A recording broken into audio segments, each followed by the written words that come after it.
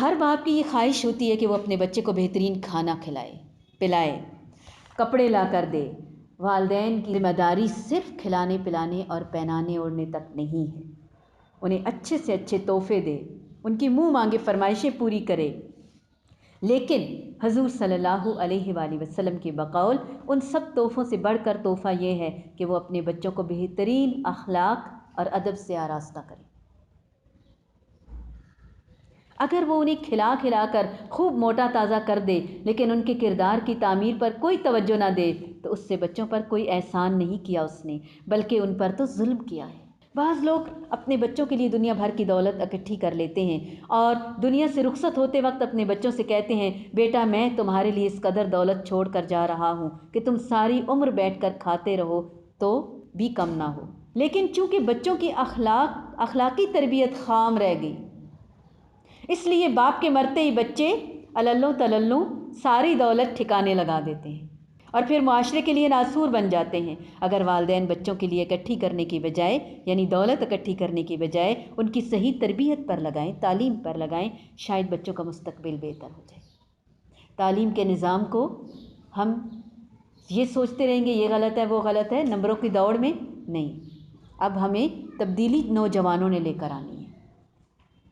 لگے بندے طریقے پر نہیں چلانا خود کو۔ اسی لیے آپ صلی اللہ علیہ وآلہ وسلم نے فرمایا، آپ صلی اللہ علیہ وآلہ وسلم کے فرمودات کو کوٹ کرنا چونکہ تمام مذاہب کا نچوڑ اور تمام انبیاء کی جو ہم تک تعلیمات پہنچی ہیں نا، آخری نبی ہے نا، تو اللہ تعالیٰ نے اب جتنے نبیوں نے جو جو کچھ کہا، مجھے بڑی خوشی ہوتی ہے کیونکہ ہر نبی کی تو ہم نے نئی تاریخ پڑھی ہوئی، تو اللہ تعالیٰ یہاں آ کے سمو دیتے ہیں کتاب میں اور سنت میں۔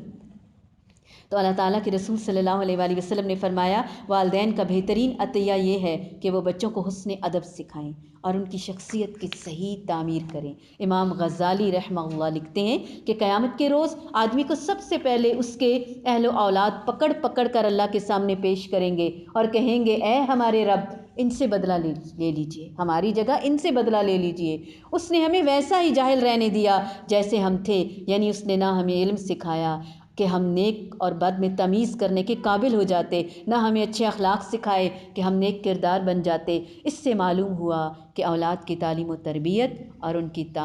تعمیر شخصیت والدین کی اولین ذمہ داری ہے اور وہ قیامت کے روز اپنی کوتاہی کے لیے جواب دہ ہوں گے۔ آج ہم تھوڑی سی بات پر کہتے ہیں ہماری ناک کٹ گئی، تم نے اتنے برے نمبر لیے، مار تک پٹتی ہے نمبروں کی وجہ سے۔